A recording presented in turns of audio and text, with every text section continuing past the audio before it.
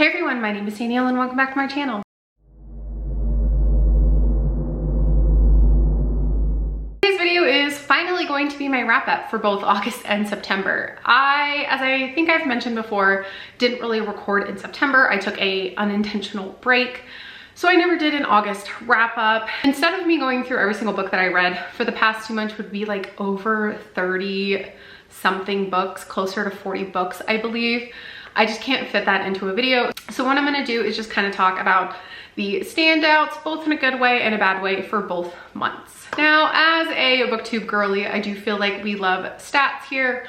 So I did kind of do a quick stats for both August and September. We'll go through my August ones real quick and then we'll jump into my September ones. So for the month of August, I read 18 books, which was 5,440 pages. Pretty decent reading month overall. And I did read some pretty good books in that one. I ended up reading 1 historical, 1 sci-fi, 1 thriller, 2 horrors, 4 romances, and 9 fantasy. Apparently it was fantasy summer for me because that was the most fantasy I've read in a single month in a while. Very happy about that because I have missed fantasy. I've missed really diving into fantasy lately. So of those books, 9 of them were 3 stars, 7 were 4 stars, and I actually had 2 5 stars for the month of August, which very happy about that portion of it. So quick glance, here are all of the physical books that I've read for that month. I am just gonna kind of go over, I think, ratings really quickly for the ones that I physically own, and if there's anything else that stands out in my brain, I will talk about it and we'll do kind of a superlative. So Siren Queen, I gave 3 stars. Wildest Witch, I gave 4 stars. The Drowned Woods, I gave 5 stars. Jade City, I gave 5 stars. A Mirror Mended, I only gave 3 stars. The Dead Romantics, I gave 4 stars. 3 stars, I gave 3 stars to that one.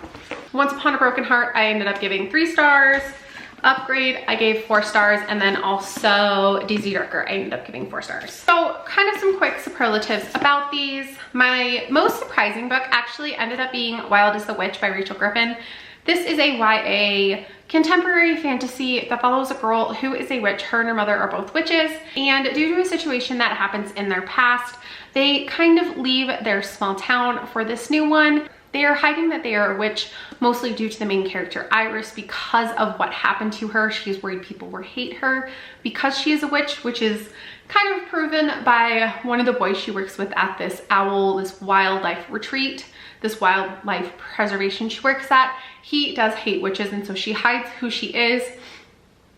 When she summons a curse or does a curse against this boy, it is stolen by this owl, and then she and him have to work together to go find it. I ended up really enjoying this one. I gave it 4 stars. I'm surprised by this because Rachel Griffin's previous book, I only gave 3 stars. I thought it was fine. It was a little boring, but this one I enjoyed a lot more. I thought it was really interesting.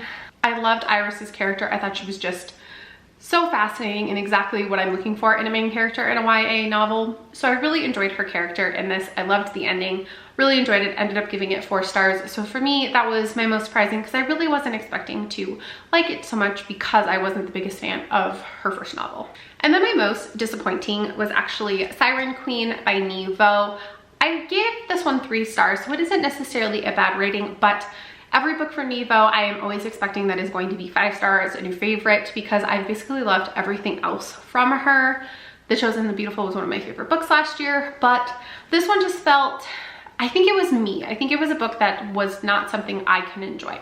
So this follows a woman who is a Chinese American woman. She is an aspiring actress. She wants to be a movie star. She wants to be immortal, and she will do basically anything to do that, but she wants to stay true to herself in Hollywood with these monsters. And then it is a big discussion on who is the monster, who truly are monsters, and what that means. And this had a lot of really good ideas and really interesting topics it discussed.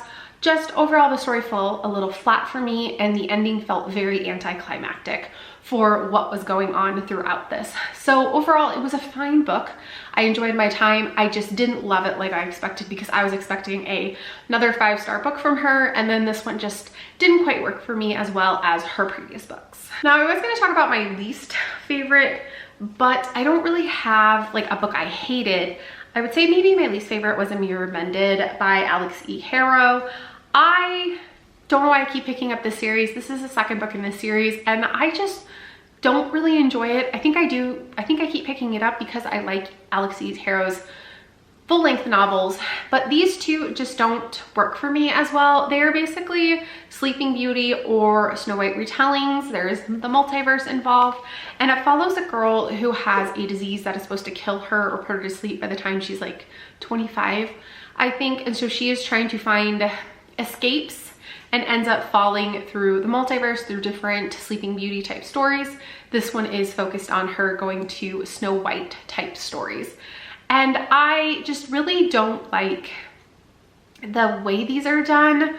I gave it 3 stars. I thought it was a fine time. I didn't love the romance in this. I think it was too quick, too fast paced, and unbelievable. I couldn't get behind the romance in this one as much as I was hoping for. So I think that's my least favorite, which is sad to say. Again, it wasn't bad. I just didn't connect with this one as much as I was hoping for.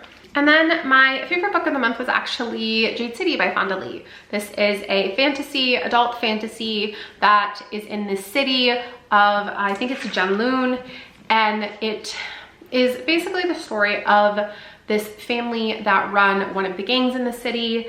They are the No Peak clan. There's a lot to do with jade, which is the source of magic, and you are a green bone if you can use this magic to kind of enhance yourself. It gives you abilities, and it kind of just goes over the lives of these basically 3 to 4 main characters as they are dealing with running and protecting their clan. And I absolutely loved this book. I love Hilo. He is one of my favorite characters ever because he is such a hothead, but he absolutely will do anything to protect his family. So excited to continue this, but scared. I still have not picked this up, the second book in the series, and it's October, but I really absolutely love this one. So this was by far my favorite. Cannot wait for the next book. Even though it's been a couple months, I'm nervous to pick them up, but very excited. Okay, and then for the month of September, where I didn't record anything because I fell into a lot of things going on mentally, work-related, kid-related, family-related, just lots were happening in the month of September. So I ended up not recording anything, but I did end up reading 19 books, which was a total of 6,182 pages.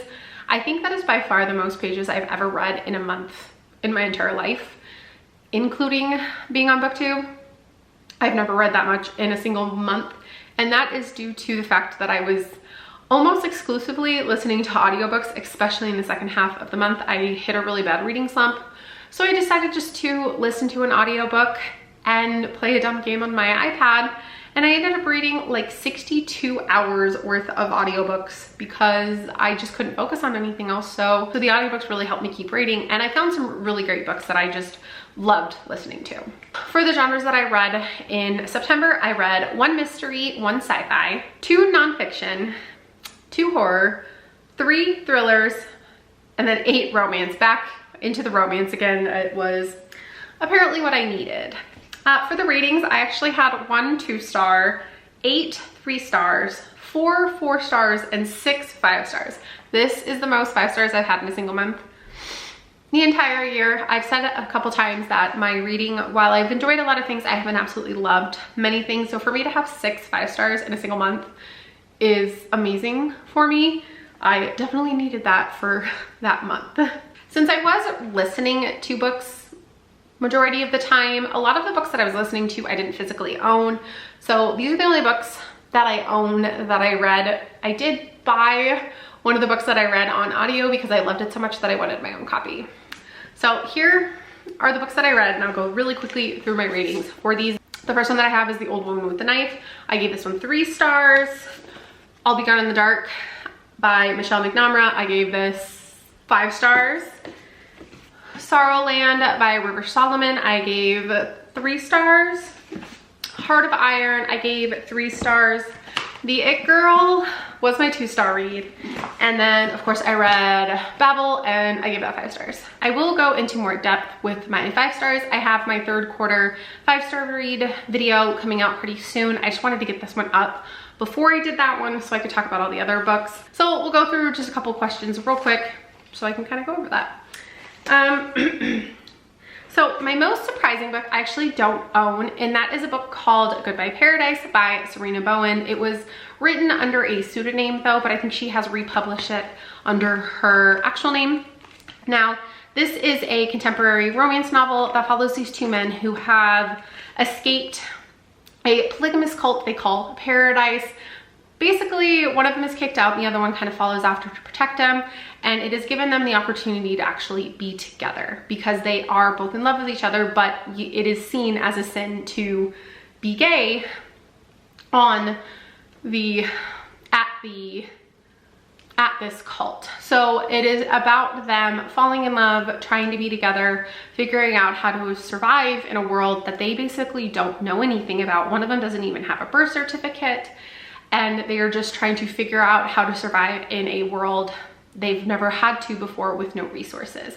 And I thought this was just beautiful. I really, really enjoyed both Josh and Caleb's character, how they are trying to protect each other, how they're trying to be their own person still, but try to do right by each other. It is very soft for a lot of it. I do think it is not as angsty as I was expecting, but I kind of enjoyed that. I liked the soft nature of most of this. There is kind of an angsty third act portion of it that I thought was really well done, and I really enjoyed listening to. The audiobook's really well done, and I just really enjoyed my time reading this, listening to it. It was just so nice to see these characters come from such a difficult time, but have this happy, everything worked out really well. And I just absolutely loved it. So that one was my most surprising because I kind of just picked it up on a whim.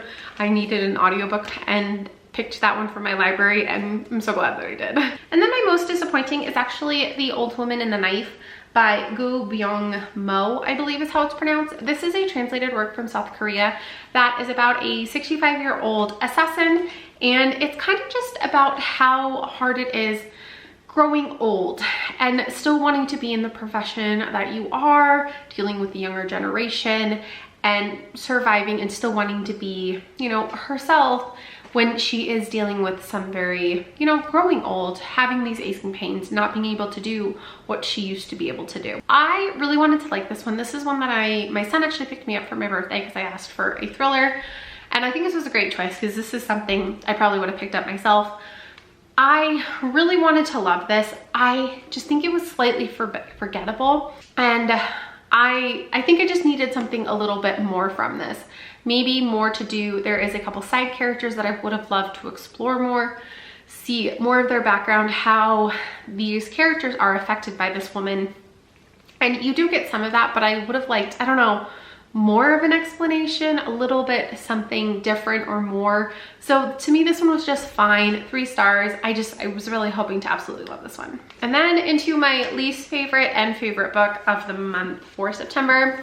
We'll start with my least favorite, which I am very disappointed in, but that is The It Girl by Ruth Ware. I ended up only giving this one 2 stars. I had high hopes because I have a very mixed reading relationship with Ruth Ware. I've given her books, I think, anywhere from 5 stars to 2 stars. I think I've given every single rating for her. So I never know what I'm gonna get with her books, but this one to me is definitely more of a mystery than it is a thriller. So if you're gonna go into it, it is a mystery. It is very slow. But this follows a girl named Hannah as she is dealing with the death of the man that killed, or supposedly killed, her best friend from college. He ends up dying in prison, and he has sworn until the day he dies that he had nothing to do with this murder. After his death, a reporter comes and starts asking questions, makes Hannah kind of question if what she saw was real because her testimony is what helped put this man away. And she is trying to figure out what really happened, if it was him, if it was one of her other close friends in college. And yeah, just kind of, it's her questioning if she did the right thing. A lot to do with pregnancy, being pregnant, and I just didn't care for much of this book. I thought it was very boring. I thought it was pretty predictable who it was, what was really going on, and I think it just didn't make sense why she was questioning all these things based off of the way this guy kind of treated her. Like, I just didn't really enjoy reading this. I didn't care about any of the characters. Again, I thought it was obvious who it was, who really did it, what was going on. The motivations just didn't seem fleshed out enough for me to understand. So I really didn't enjoy my time reading this. There's nothing objectively wrong with it. I just didn't enjoy reading it. So that's why I ended up giving this one 2 stars, even though I'm really sad because I want to love everything by Ruth Ware because I have loved her, but this one just did not work for me. And then my favorite book of the month, I was struggling between 2 of my 5 stars because I love them both for just 2 absolutely different reasons. So the first one that I have is Our Wives Under the Sea. This is a horror contemporary novel that follows these 2 women who are married. One of them is returned from an underwater trip that lasted much longer than it was supposed to, months longer. When she returns from this trip, she is different, she is changed. And there are weird things happening around her and her wife, who's trying to come to understand what is going on to help her and just having no idea what to do to help protect, save, fix her wife because she doesn't understand what's going on. It alternates between the 2 characters, the wife that was left on land and the one that went under the sea. So you're kind of seeing what happened under the ocean, slowly revealing what kind of caused some of this stuff. And it is just like a beautiful story of their love and how they came to be and how they want to be together, but not everything is as it seems. And I just absolutely loved listening to this book. It is really uncomfortable. It is not necessarily scary. Granted, I have a fear of deep water and things in the water. So to me, her chapters, the girl who's under the ocean, those creeped me out so much because I do have a deep fear of that. So to me, those parts were scary, but for the most part, it was just really like an uncomfortable feeling, all of the weird things happening around these 2 characters. And I just thought it was really beautiful. I loved listening to it. And yeah, it was just one of my favorites. I actually purchased a physical copy, the UK edition, because I love the cover so much more than the US version. So I'm waiting for that because I really wanted a copy of that. So that one was one of my favorites. And then the other one was Babel by R.F. Kuang. This is a very popular book, especially on Book Talk right now, and it is the critique of dark academia of higher education. It follows a boy. He starts out as a boy, and he is basically taken from his home and raised to join the Tower of Babel at Oxford to be a translator. And it is a talk and a critique and a discussion on many things: racism, sexism, colonization, and it is just very, very well done.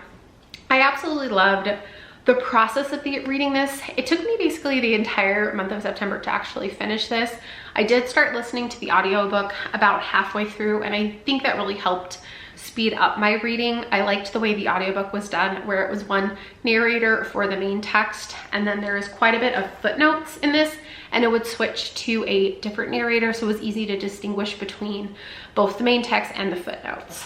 And I just really, really enjoyed this because even though this has to deal with magic in this contemporary setting, all of the reactions and all of the things that happen seem very authentic and real to what would actually happen in real life. Like, this feels like it is a textbook at times for something that really happened. And I think that was very well done. I think there are some very interesting topics brought up on racism, sexism, and what people do to make themselves feel better about their choices. So yeah, really enjoyed this. I don't think it had like a surprising ending, which I was kind of hoping for, but it had an inevitable ending, an ending that I feel like it had to reach. So yeah, absolutely love that. So I ended up, of course, giving that one 5 stars as well. And that is it for my wrap up. I am sorry that I didn't go into more detail for a lot of these books. I just read way too much in the last couple months that trying to go in depth for ones, especially the ones in August, I just knew was not going to happen right now. A lot of these books I've rated 3 stars, and I just forget those ones a lot. If there's nothing that really like catches my attention, I usually end up just like forgetting about it. But I did have some really good reads. I'm hoping to get back into videos much more often, hoping to go back to 1 to 2 times a week if possible, but we'll see. But that is it for this video. Let me know in the comments below what your favorite book of the last couple months was. I would love to hear, and I will see you next time. Bye.